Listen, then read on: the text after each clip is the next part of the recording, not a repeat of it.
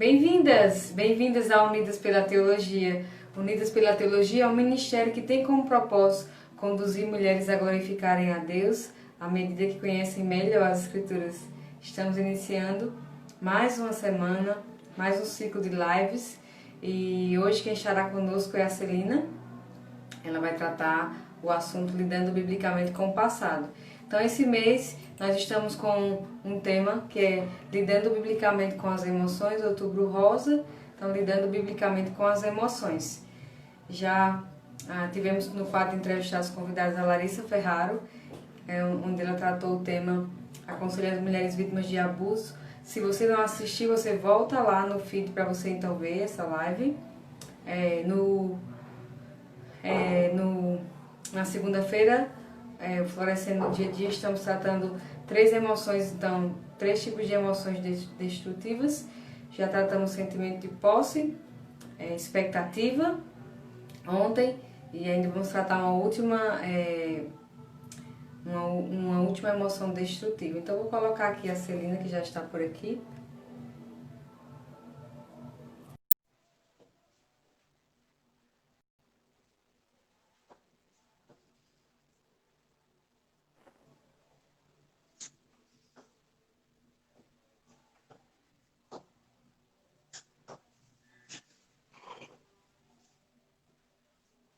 Bem-vinda, Celina. Boa Oi, noite. Gisele, boa noite. Bem-vinda a Unidas pela Teologia. É um prazer recebê-la aqui. Prazer Gostaria que é você, meu. gostaria que você se apresentasse, falando um pouco sobre seu esposo, onde você mora, o nome dos seus filhos. Falar um pouco sobre Tá você. bom, ok. Meu nome é Celina Moreira, sou casada com o pastor Tiago Moreira, ele pastoreia na Igreja Batista Regular em Jardim Tremembé, na zona norte de São Paulo. Então, nós estamos nesta igreja desde de pequenos, lá nos conhecemos, lá casamos e estamos lá criando os nossos filhos. Nós somos pais de um casal de gêmeos, Timóteo e Daniela, eles têm 8 anos e tem sido uma bênção também na nossa vida, nossos filhos. E é isso, eu sou formada em pós-graduação em aconselhamento bíblico pelo Seminário Batista Logos e atuo na clínica de aconselhamento e discipulado na nossa igreja, né? Igreja Batista Regular em Jardim Tremembé, nós temos uma clínica de aconselhamento e discipulado e eu sou uma das conselheiras da clínica. Que bênção, que bênção. E trabalho junto com mais outros dois pastores, que é o pastor Isso. Pastor Carlos Bacocina e o pastor João Neto. Perfeito. Muito bom. Graças a Deus pela vida dos irmãos e pela igreja em Jardim Tremembé. É isso? Amém. Isso. Então, hoje a Celina está conosco para tratar o tema lidando biblicamente com o passado. Eu tenho algumas perguntas para ela responder nessa live de hoje. Então, Celina, como é que podemos definir o passado? Tá, hoje o nosso bate-papo aqui, né, Gisele, vai ser baseado nesse livro aqui, colocando o seu passado no devido lugar, de Steve Byers. E eu gosto da definição que ele dá sobre passado e eu vou ler para a gente.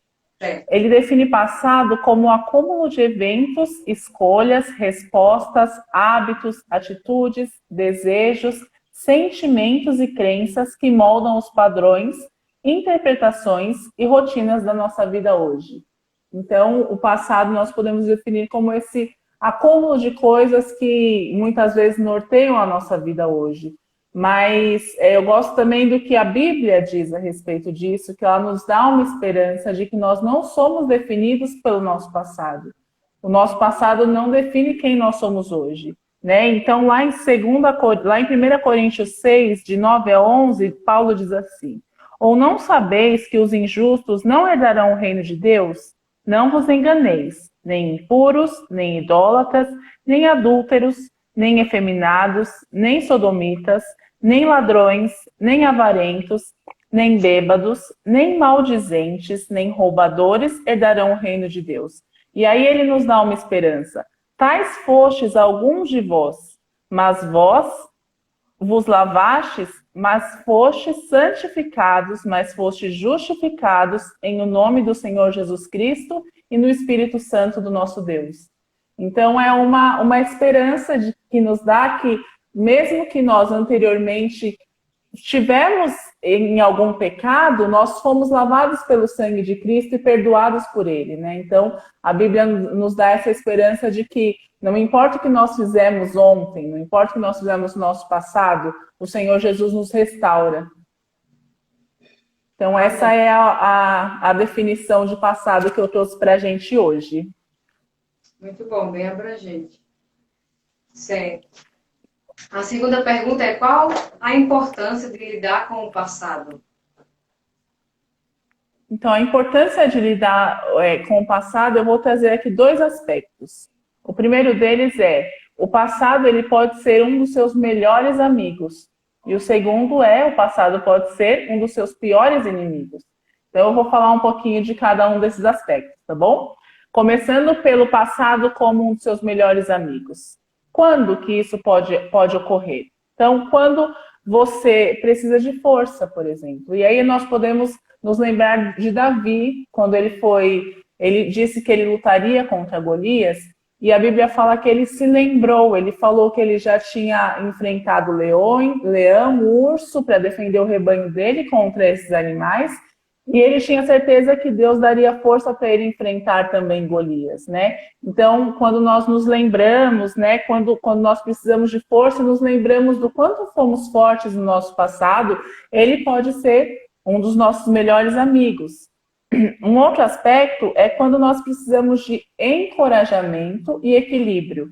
E aqui nós podemos nos lembrar de Jó, lá no capítulo 2, quando a esposa dele diz: você ainda mantém a sua integridade, amaldiçoa o Senhor e morre. E a resposta de Jó é: temos recebido o bem e não receberíamos o mal de Deus? Então Jó se lembra que ele está passando sim por um momento difícil, onde ele perdeu filhos, onde ele perdeu as noras, onde ele perdeu tudo que ele tinha, exceto a sua saúde até aquele momento. E ele se lembra de que Deus tinha dado tudo aquilo a ele. Deus tinha dado a bênção de ter filhos, a bênção de ter uma família, a bênção de ter bens. E Deus, naquele momento, havia permitido que fosse tirado. E Jó diz, ele se lembra: eu aceitei o bem e eu não aceitaria o mal do Senhor. Então, é uma forma de nós lidarmos com o nosso passado como um dos nossos melhores amigos, quando a gente precisa de força. Um outro aspecto aqui é quando você precisa de habilidade para perdoar. E nesse momento, o nosso passado nos ajuda porque traz à nossa lembrança o quanto nós fomos perdoados em Cristo. Não importa a ofensa que meu irmão fez contra mim. Não importa o que ele fez, não importa o que aconteceu, não importa o que fez no passado. Nada é maior do que a minha ofensa contra o Senhor. E o Senhor me perdoou. Então é uma forma de me lembrar do quanto eu fui perdoado no Senhor, e aí eu consigo mais facilmente liberar o perdão ao meu irmão quando necessário. Tem um outro aspecto, Gisele, que é quando você está lutando com o orgulho. Então, outro aspecto de que o passado pode ser um dos seus melhores amigos é quando você está lutando contra o orgulho. E nós, pais, nós lutamos contra isso na disciplina dos filhos, né? Porque muitas vezes a gente disciplina nossos filhos com orgulho e muitas vezes a gente até humilha os nossos filhos na disciplina. E aí a gente se esquece de que assim como eles estão aprendendo, como eles estão sendo moldados, nós também estamos sendo moldados pelo Senhor. E o Senhor nos disciplina com graça, com mansidão. Então é uma forma de nós lembrarmos da forma como o Senhor age conosco, para que nós possamos agir com os nossos filhos, para que eles caminhem em direção à cruz e esse caminho seja mais tranquilo nesse sentido, né? E aí tem aqui um outro aspecto, mais 2 aspectos. Quando é hora de nos arrependermos. E aí a gente pode se lembrar lá do que Jesus disse para a igreja em Éfeso, lá em Apocalipse. Ele disse: lembra-te, pois, de onde caíste, arrepende-te e volta à prática das primeiras obras. E se não, venho a ti e moverei do seu lugar o teu candeeiro, caso não te arrependas. Então, muitos de nós cristãos, nós temos uma dificuldade, né? Se a gente perguntar, quando foi a última vez que você se arrependeu? Talvez a gente nem se lembre, né? E Jesus nos exorta, ele nos chama a nos lembrarmos de onde nós caímos, nos lembrarmos de onde nós pecamos e nos chama ao arrependimento, né? E o último aqui, não, desculpa, só tem mais uma coisa aqui que eu queria falar desse último aqui. Que a gente tem que sempre nos lembrarmos dos nossos pecados e nos arrependermos. Então, quando a gente precisa de arrependimento e a gente se lembra do nosso passado, se lembra de onde a gente caiu, se lembra daquilo que nós fizemos, é uma forma do nosso passado ser um dos nossos melhores amigos.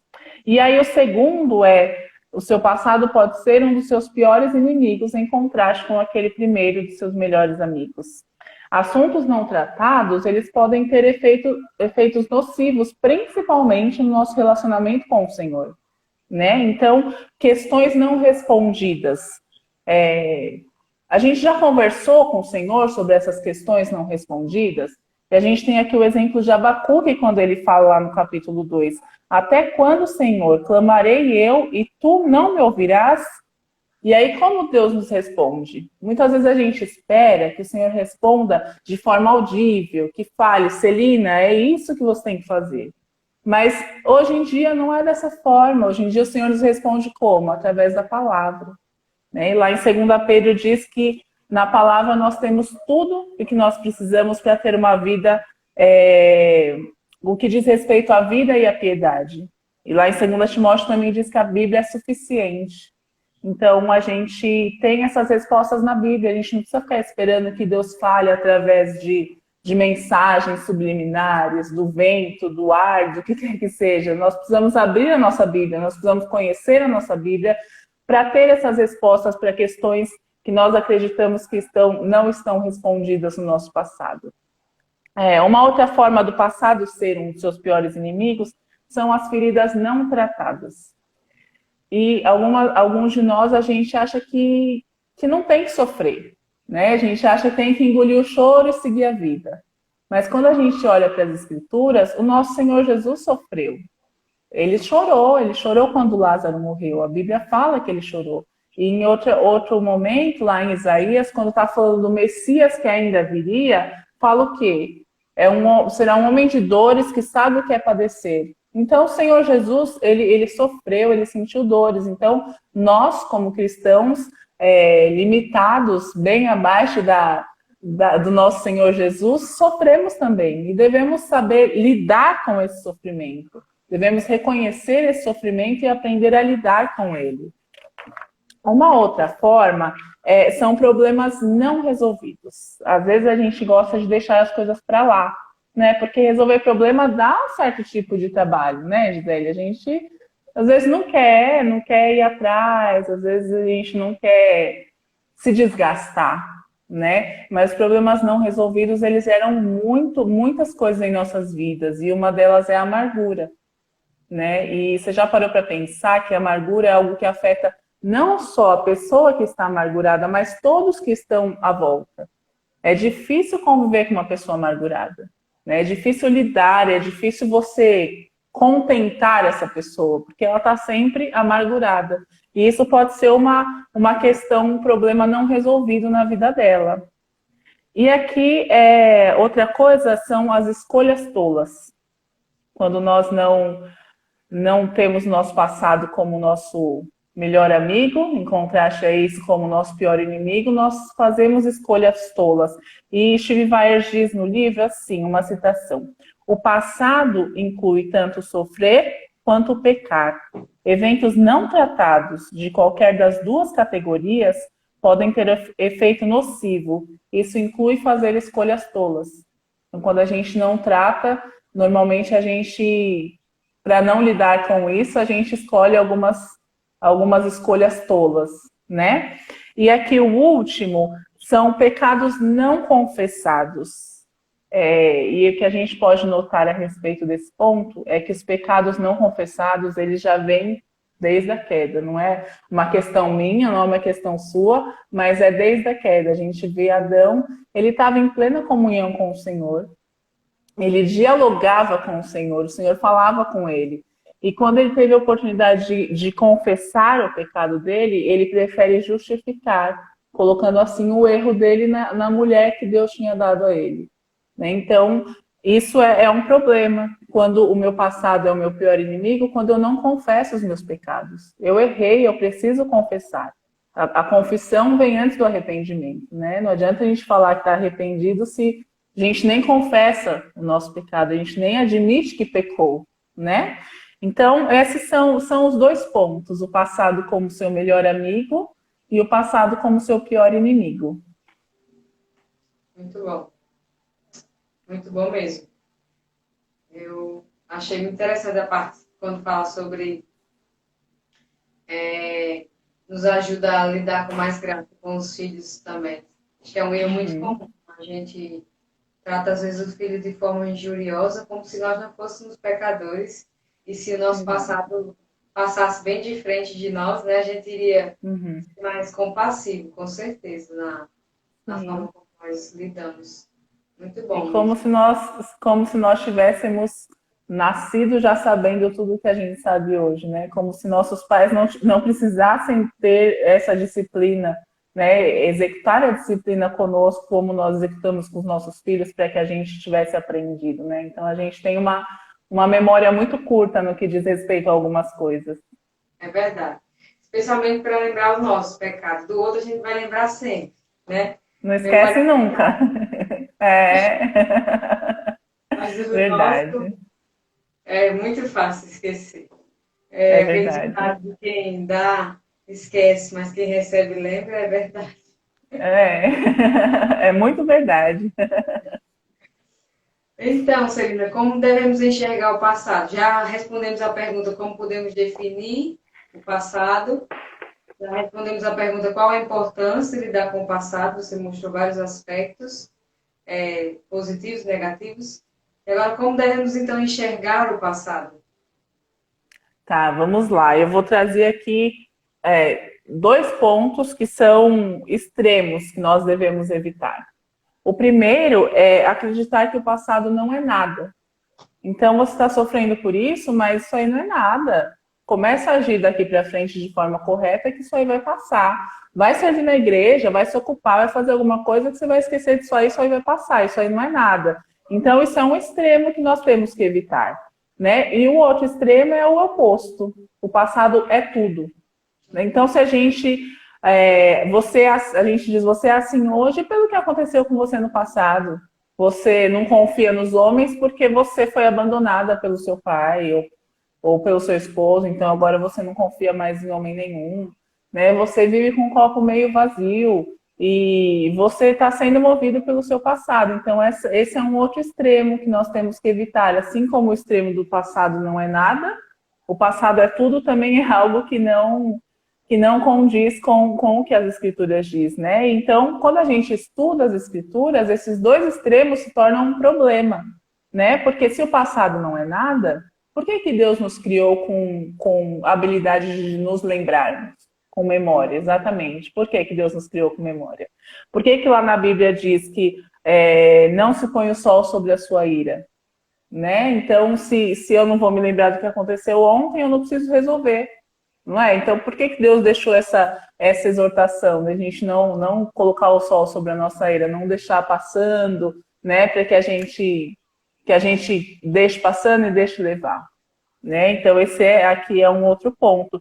E tem uma citação de Steve Byers no livro que diz assim: o simples comportamentalismo religioso deixa as pessoas zelosas sentindo-se frustradas e insatisfeitas, como comer bolo de chocolate com o estômago vazio. Ativismo e ocupações não podem tirar os lamentos de um coração ferido. Então, a visão de que o passado é tudo também é bem preocupante, né? Porque nas escrituras a gente não encontra nada dizendo que nós somos definidos pelo nosso passado e que se hoje a gente faz certas escolhas porque no passado nós vivemos tal situação. Muito pelo contrário, como a gente viu lá na primeira pergunta, Paulo nos dá a esperança de que nós não somos definidos por aquilo que nós fizemos no nosso passado. Né? E se assim fosse, onde estaria a graça de Deus?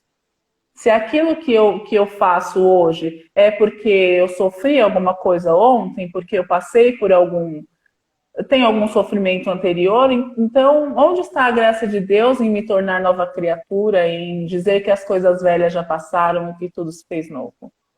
Certo? Então, diante disso, desses dois extremos, nós temos um terceiro ponto, que é que a gente coloca como uma visão bíblica de como nós devemos lidar com o passado. Então vamos lá, eu vou colocar alguns pontos. Nós devemos trocar a culpa e o desespero por perdão e esperança. Então, eu não devo viver movido pelo meu passado, remoendo aquilo que aconteceu, se Jesus já me perdoou, né? Se, como eu disse há pouco, em Cristo nós somos novas criaturas, né? Que as coisas velhas já passaram e que tudo se fez novo. É disso que nós devemos nos lembrar. Um outro é distinguir aspectos do nosso passado que são verdadeiramente incomuns. Algumas coisas são incomuns, né? Eu citei aqui abandono de pais, abandono de marido, ou morte de filhos. É um evento realmente incomum, nem todo mundo passa por isso. Então, não quer dizer que você vai ser uma pessoa amargurada, sem a graça do Senhor por causa do seu passado, né? Aí um outro ponto aqui é desconectar os efeitos negativos de um passado culpado. Um passado culpado onde eu pequei, onde eu realmente feri pessoas, me feri, fiz mal às outras pessoas, eu preciso desconectar os efeitos nocivos disso. Antes, claro, eu preciso, como nós já dissemos, confessar e me arrepender. E a partir disso, eu sou nova criatura no Senhor. Outro ponto aqui é tornar as falhas um caminho para o crescimento. Como a gente pode aprender com o nosso passado, né? Talvez, se eu não tivesse passado por algumas coisas que eu já passei, eu não teria crescido tanto no meu relacionamento com o Senhor e até no meu relacionamento com outras pessoas. Outro ponto, avaliar o papel do passado nas lutas atuais e encontrar esperança no meio do processo. Então, avaliar o que eu pude aprender com isso, com o meu passado, né? E experimentar a alegria que decorre de ver tempos difíceis à maneira de Deus. E como é difícil ver tempos difíceis à maneira de Deus, né? Mas no final isso é uma grande alegria, um grande consolo quando a gente consegue enxergar dessa forma, enxergar o Senhor mesmo em meio às nossas dificuldades. Apreciar a soberania de Deus, que pode usar o passado como uma maravilhosa oportunidade para ensinar lições valiosas e mudar vida. E aí eu encaixo esse em outro ponto que fala que estar mais bem preparado para ajudar outros que estão lutando com o passado. Então, como é maravilhoso quando você consegue não só falar práticas bíblicas para as pessoas, mas quando você consegue falar, eu passei por isso e Deus me restaurou, e Deus me quebrantou, e Deus me fez crescer e me aproximar mais dele. Então, a gente deve encarar isso também como oportunidade de ensinar a outros, talvez que estão passando por isso, a como reagir, ou alguém que está prestes a passar por isso, você dizer, olha, eu já fui por esse caminho, não é legal, então melhor evitar, e talvez ajudar alguém que esteja com dificuldades, né? Então, o passado também, biblicamente, ele serve para isso, né? E será que nós devemos, será que é correto falar tanto assim do passado, biblicamente? Será que é correto? E a resposta é sim, né? Devemos sim considerar o nosso passado, e nós temos exemplos bíblicos para isso.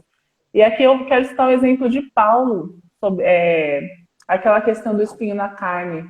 A gente não sabe exatamente o que é, né? Mas em algum momento do passado de Paulo, ele passou por algum sofrimento que o marcou e ele coloca isso como um espinho na carne. E ele questiona e ele pede ao Senhor para que tire. E quando o Senhor responde, ele fala o quê? A minha graça te basta. E Paulo entende que aquele sofrimento, que aquele espinho na carne, era instrumento do Senhor na vida dele, para que ele fosse aperfeiçoado. Então nós devemos sim, o passado importa, né? O passado não é tudo, mas o passado importa, para que nós aprendamos e cresçamos no Senhor. E será que focar no passado, né? Outra pergunta que surge, não é somente algo da psicologia secular?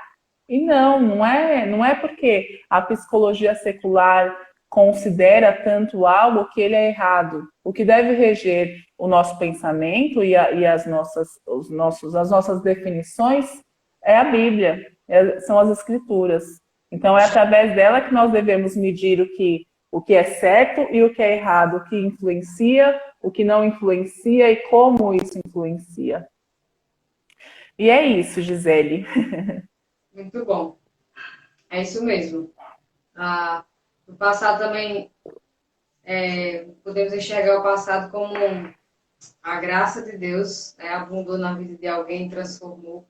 Paulo tornou-se do perseguidor a ser um perseguido. Não foi por acaso, né? Deus trouxe ele até esse ponto, digamos assim. O passado de Paulo, ter crescido aos pés de Gamaliel, ter então sido instruído na lei, Deus estava orquestrando a história dele, então o passado dele importava, né?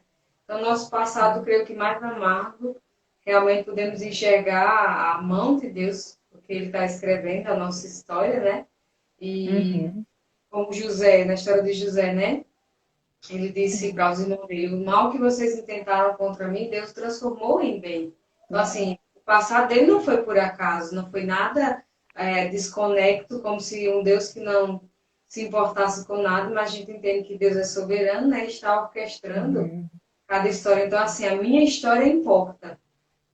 Como você falou, os dois extremos de dar importância demais, ou por outro lado, não dar importância nenhuma. Esse é a nossa maior dificuldade, na verdade, em relação a tudo, né, Celina? Até com relação às emoções, tem pessoas que querem tirar as emoções de tudo. Só que as emoções é o colorido que Deus deixou, é o sal que dá sabor. Então, assim, não, Deus é um Deus emotivo. E ele também é um Deus que rememora o passado, né? Inclusive, toda a história de Israel era baseada, até as festas, né, Celina? As festas que tinham, era para o pessoal poder voltar e rever o que foi que Deus fez. A cruz é uma memorial, né? memorial. Então, assim, se o passado não importasse, não necessitaria disso, né? E se a própria ceia que é realizada na igreja é um memorial de algo que aconteceu no passado. Então, Deus se importa com o passado. É só realmente ter uma visão bíblica e eu imagino que esse equilíbrio deve ser buscado por todos nós que estamos, né, caminhando para uma definição bíblica do que seria o passado. Realmente a psicologia dá muita atenção, de forma negativa até, né, justificando, né, Celina, os pecados.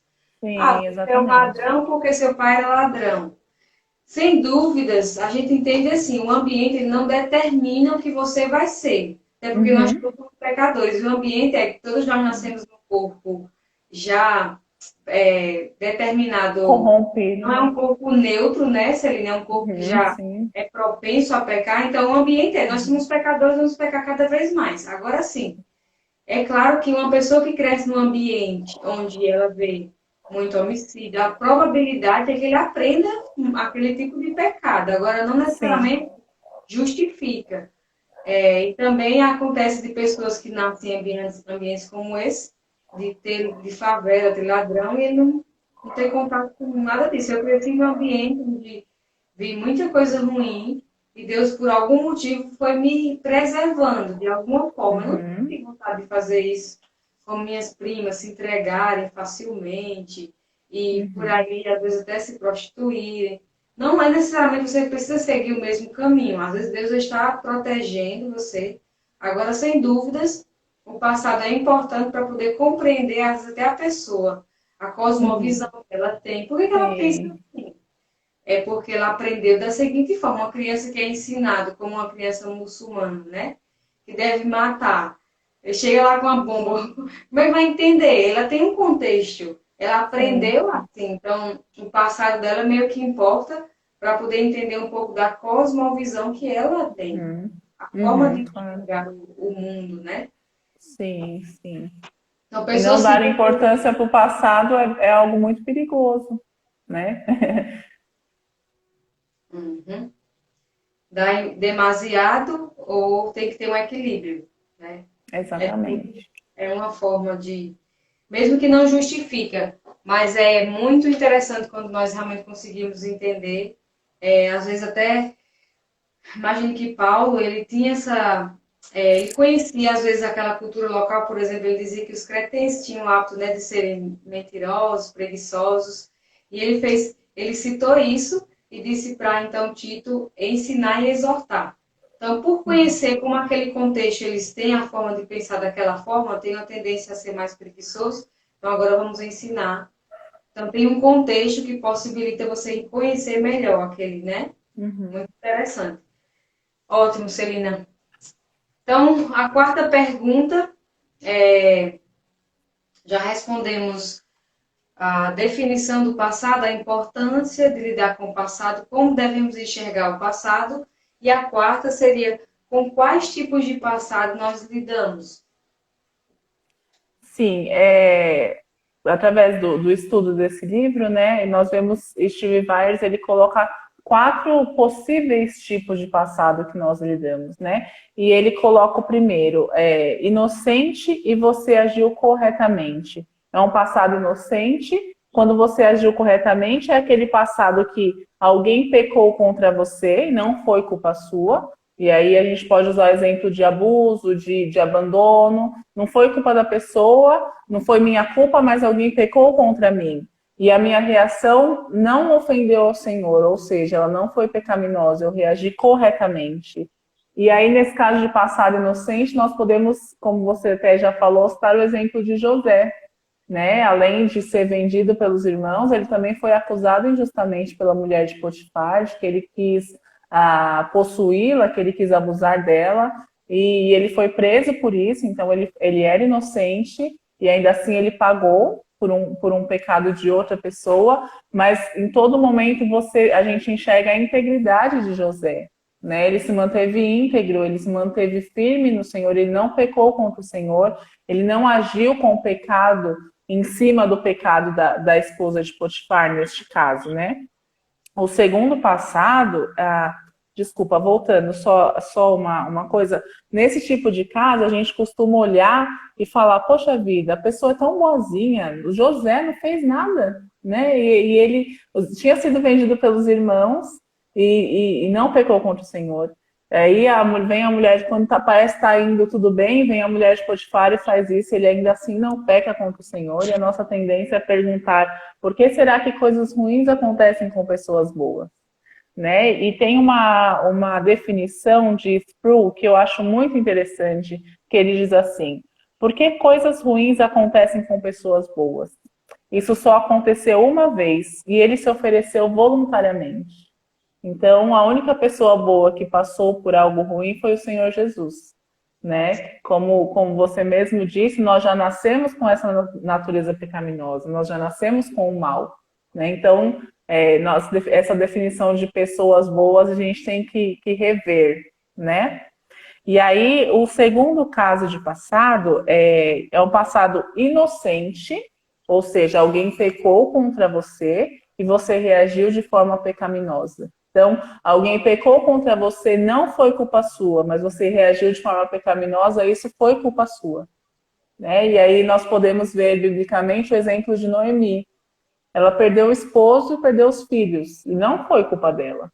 Mas a forma como ela reagiu a isso foi culpa dela. Lá em Ruth 1, quando ela chega em Belém, é reconhecida pelas mulheres que perguntam, não és Noemi? E Noemi responde, não me chames Noemi, chamai-me Mara, porque grande amargura me tem dado o Todo-Poderoso. Ditosa eu parti, porém o Senhor me fez voltar pobre. Por que, pois, me chamais Noemi? Visto que o Senhor se manifestou contra mim e o Todo-Poderoso me tem afligido. Então, a resposta de Noemi ao pecado que ela sofreu, e que ela foi inocente nesse sentido, o esposo e o filho morreu e não foi culpa dela, mas a forma como ela reagiu foi pecaminosa. Então, o segundo tipo de passado é um passado inocente, quando você reage de forma errada. O terceiro tipo de passado é o passado culpado e você reagiu corretamente. Então, esse passado é aquele onde você pecou, mas rapidamente reconheceu o seu pecado, se arrependeu, confessou e se arrependeu. E nós podemos usar o exemplo de Pedro nesse passado, né? Depois que ele negou Jesus pela primeira vez, a Bíblia diz assim: logo, estando ele ainda a falar, cantou o galo. Então, voltando-se o Senhor, fixou os olhos em Pedro. E Pedro se lembrou da palavra do Senhor, como lhe dissera: hoje 3 vezes me negarás, antes de cantar o galo. Então Pedro, saindo dali, chorou amargamente. Pedro pecou, ele negou a Cristo.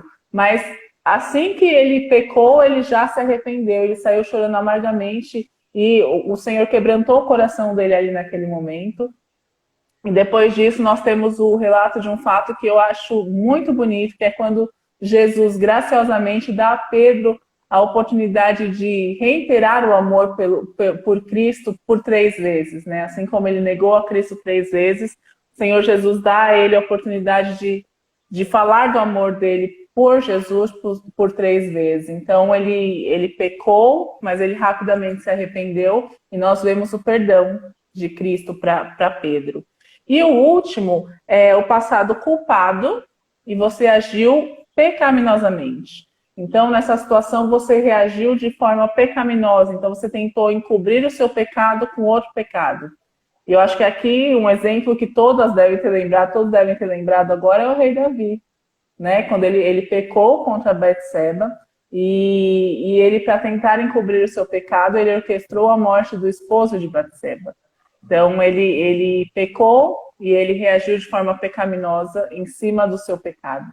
Então, são esses 4 tipos de passado. O passado inocente com reação correta, o passado inocente com reação pecaminosa, o passado culpado com a reação correta e o passado culpado com a reação pecaminosa. Esses 4 tipos de passado que nós temos aqui. Essa repetição foi ótima para memorizar. Maravilhoso. Então, vamos para a nossa última pergunta, que é como lidar com cada tipo de pecado. Passado. De passado. Vamos lá. Então, vamos começar com o primeiro. Passado inocente que você agiu corretamente. Alguém pecou contra você, não foi culpa sua e você agiu de forma correta. Então, você vai ter o quê? Nesse momento, você tem um sofrimento autêntico, né? Alguém pecou contra você e você reagiu corretamente, você não pecou em seguida e você está sofrendo por esse pecado. Então, você tem um sofrimento autêntico e nós precisamos lidar com a dor, né? Reconhecer honestamente o que está acontecendo ao nosso redor e lidar com isso, né? A gente costuma, não sei aí onde você mora, mas aqui em São Paulo a gente tem uma expressão muito comum que é engole o choro. E a gente fala, engole o choro, vai, principalmente para criança, engole o choro.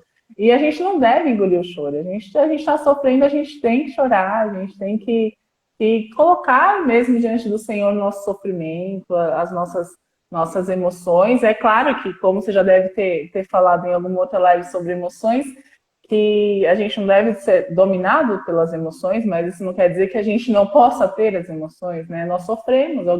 Imagina, no caso, por exemplo, de José, o sofrimento dele, ele já tinha sido vendido pelos irmãos e agora a mulher de Potifar diz que ele tentou abusar dela, ele foi preso. Imagina o tanto que ele não sofreu, né? E é um sofrimento autêntico, né? E nós devemos colocar esse sofrimento diante do Senhor.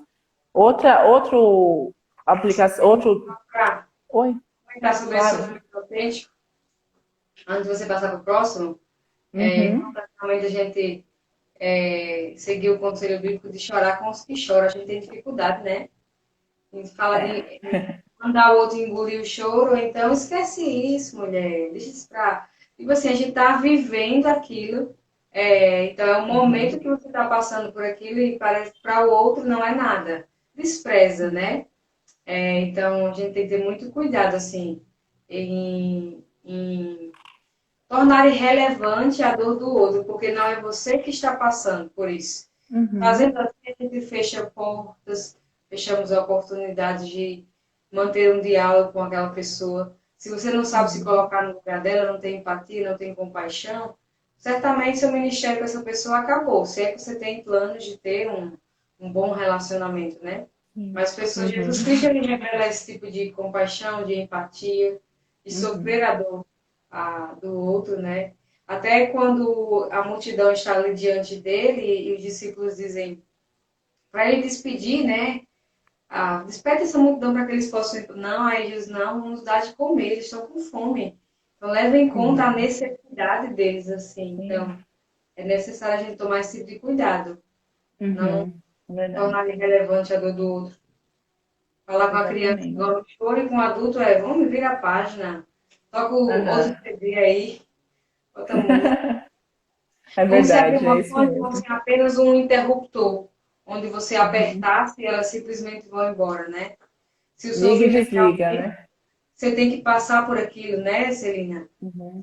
Sim. Tem que passar por aquilo. Vai chegar um momento onde vai, mas tem que passar por aquilo. Como é que nem as dores Sim. do parto, né? Tá lá sentindo, é uma dor real. Só vai passar quando? Quando o menino sair, de alguma forma, né? É verdade. Sai. Você nem lembra mais, segundo o relato da Bíblia, você nem lembra mais da dor que você teve pela alegria de ter um bebê. Sim, verdade. Eu Exatamente. lembrei, eu lembrei, sabe, de quem? De Isaac. Ele sofreu, né, com a morte da mãe. Aí a Bíblia deixa claro que ele foi consolado com a vinda de Rebeca na Uhum. vida dele, para a vida dele. Então, Aham. assim, tá passando por aquele luto normal, natural, a dor de ter perdido alguém, então um sofrimento justo.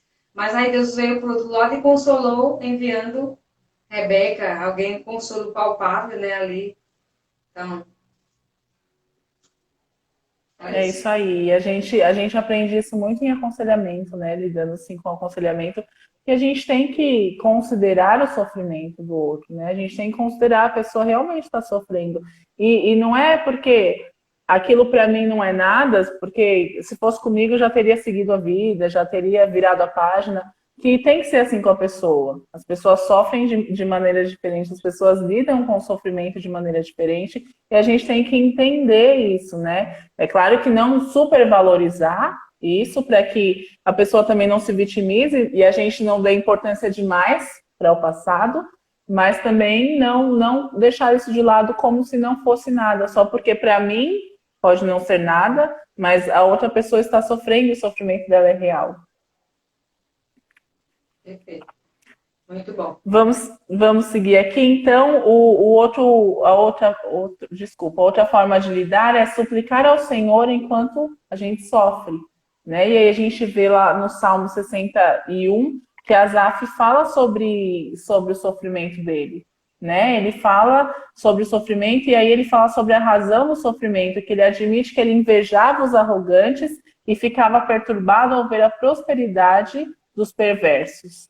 E aí é interessante como Asaf conclui no versículo 16, que ele fala: em só refletir para compreender isso, achei muito pesada a tarefa para mim. Então, tem coisas que a gente busca entender, que a gente sofre porque não entende, mas é só o Senhor que entende. E só tentar entender alguma coisa já é uma tarefa pesada demais para a gente, porque não nos cabe, porque não, o entendimento não é nosso, o entendimento é do Senhor.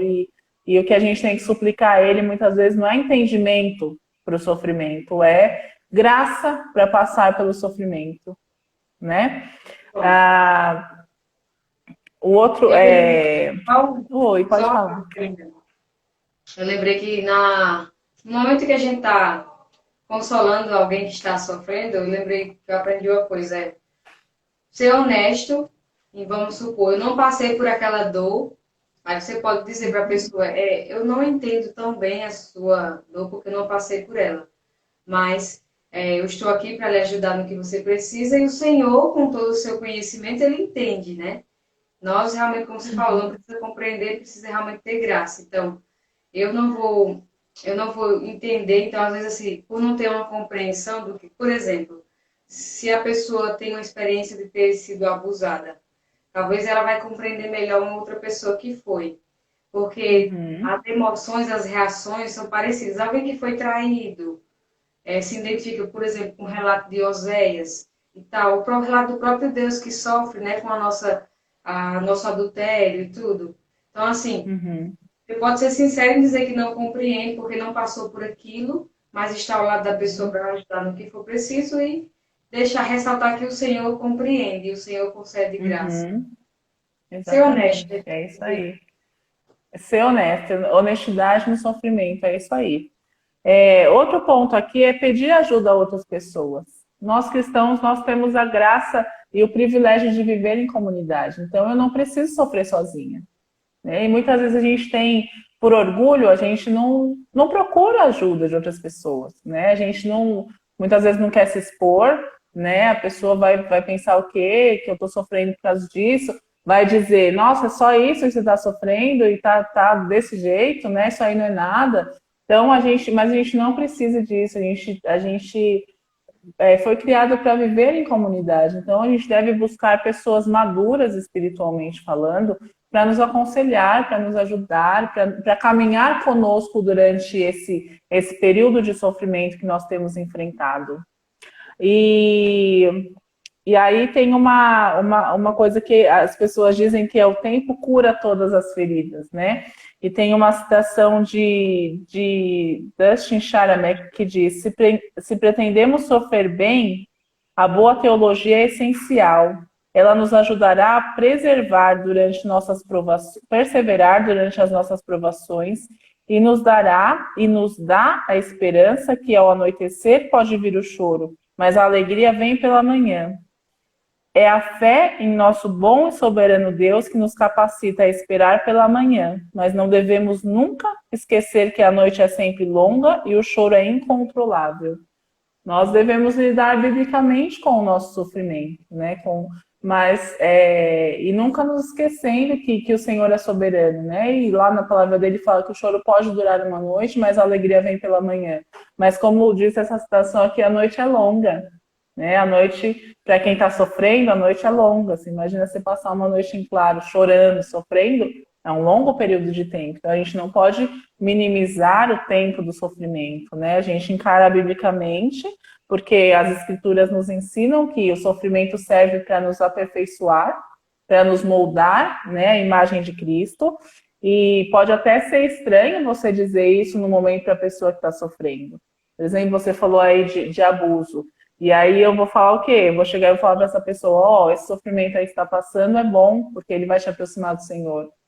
Não é algo que a pessoa quer ouvir. Eu acho que, embora seja uma verdade, o sofrimento nos aproxima do Senhor e nos faz crescer, não é o momento de dizer isso. A pessoa, daqui a um tempo, ela vai perceber, né? Deus vai ensiná-la sobre isso, mas acho que a gente tem que ter sabedoria no que falar, inclusive nas verdades, por mais verdade que seja, que o sofrimento nos aproxima do Senhor, que o sofrimento nos faz crescer e que ele permite o sofrimento para que a gente cresça, para que a gente se pareça mais com Cristo. Eu não posso ser insensível ao ponto de chegar para uma pessoa que acabou de perder um filho ou que foi abusada e dizer: o sofrimento vai te aproximar do Senhor. Né? Não, acho que não é isso que ela quer ouvir. E nem acho que nem é isso que Deus espera que a gente diga no momento de sofrimento da pessoa, né? E é isso, essas são algumas formas assim que nós podemos lidar com esse passado inocente quando você reagiu de forma correta. E aí o segundo, passado inocente, quando você agiu de maneira pecaminosa. Você tem que fazer uma análise humilde. Você precisa analisar humildemente o que aconteceu, né? A sua reação ao pecado.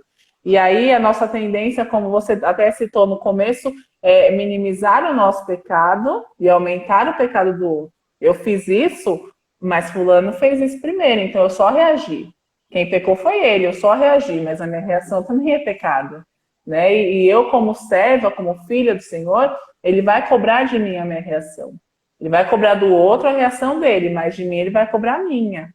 Né? Eu sou responsável por aquilo que eu faço. Não importa o que o meu próximo fez. Eu sou responsável pela minha atitude, pela minha reação. Né? Então, nós devemos lidar com os nossos erros, mesmo que a gente considere menor do que do outro. Né? Por menor que seja, a gente errou também. E a gente tem que lidar com isso. Então, qual é a importância da análise humilde? É importante para que a gente cresça em relação ao nosso passado, né?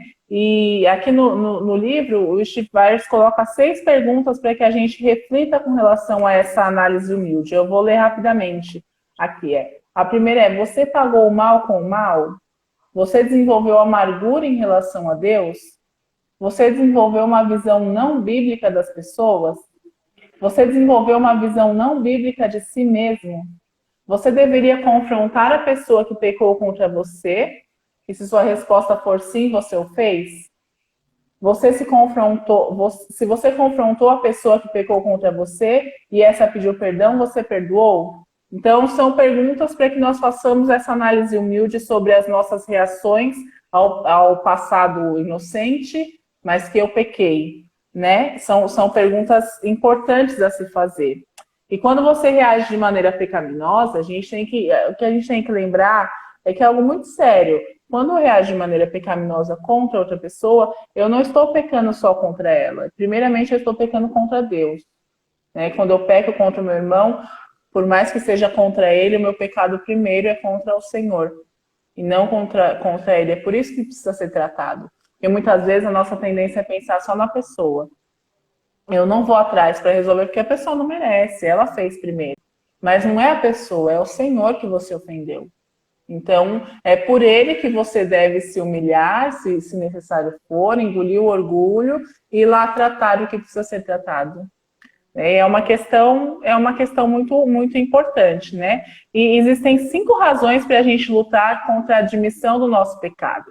E a primeira é a soberba. Então, a maioria de nós prefere fazer qualquer coisa do que pedir perdão. Eu ando descalço no asfalto meio-dia, com sol de meio-dia, mas eu não peço perdão, né? Eu prefiro morrer do que pedir perdão.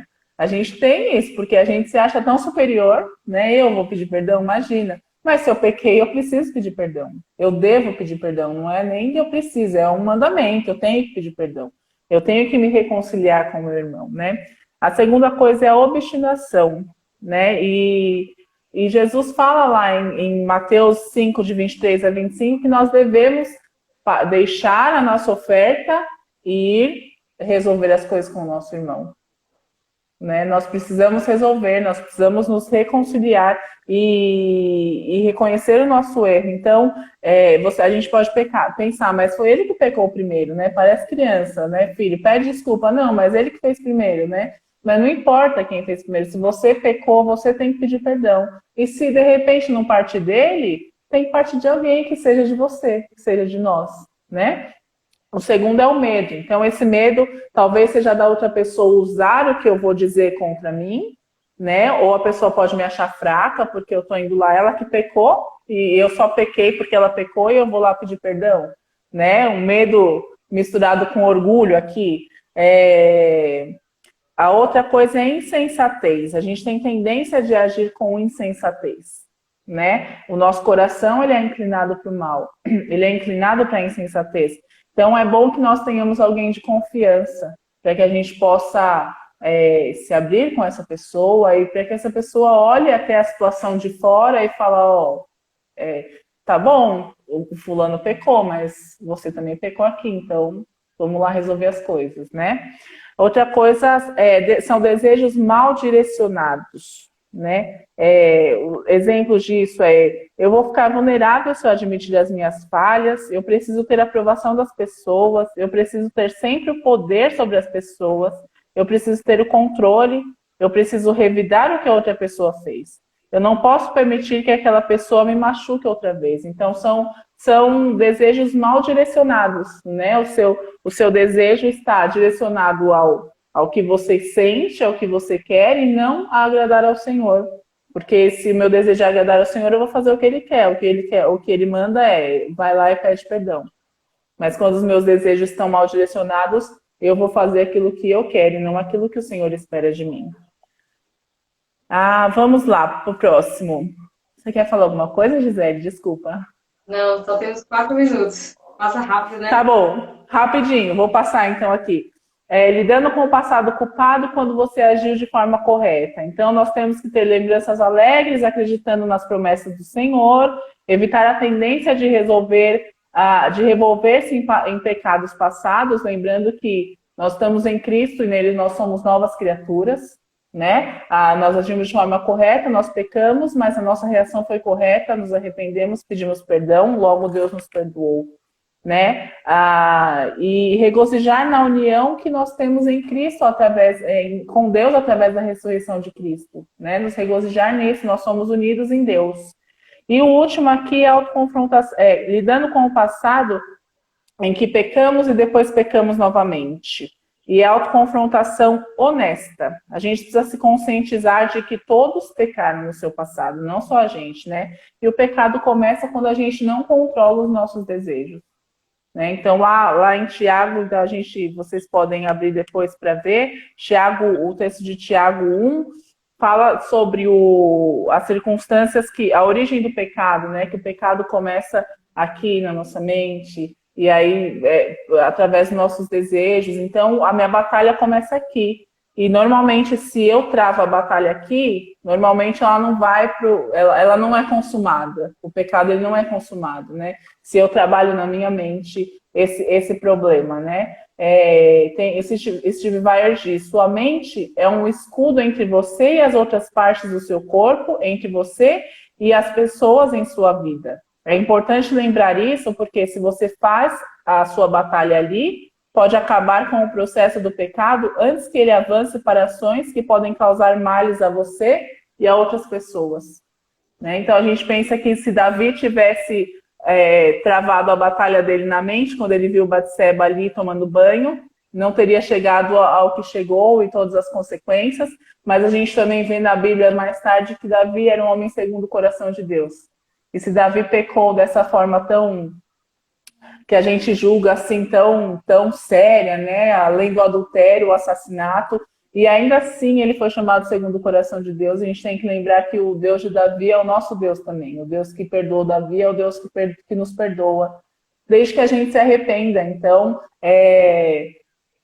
como nós vemos em todos os tipos de passado, Deus age com graça.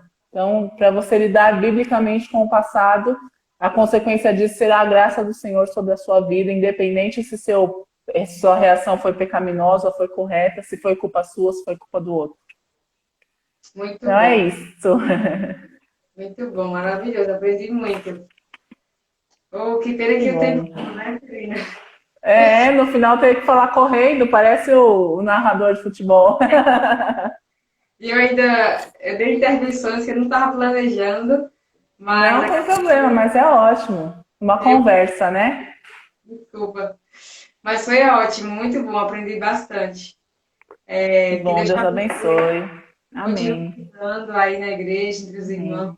Foi uma bênção mesmo. Acho que vai abençoar muitas mulheres. Para agora, Deus já me abençoou. Espero que abençoe muitas outras. E me abençoou também, enquanto a gente prepara, né, o que vai falar, a gente também é abençoado. A gente aprende e Deus fala conosco também, né? Vou mandar um beijo para minhas colegas lá, minhas amigas de Tremembé, que estão aí presentes. Eu vi várias mandando beijo, mandando joinha. Beijo para vocês. Beleza. Foi ótimo, muito bom mesmo. Que Deus continue a te usar. Espero que você retorne aqui no Unidas ano que vem, se Deus permitir. 2021. Amém. Estamos aí, se precisar. Muito obrigada por ter atendido o convite e nos servir hoje aqui. Foi um prazer, foi um prazer. Então tá. Deus abençoe. Até a próxima. Tchau, tchau. Até. Tchau, tchau.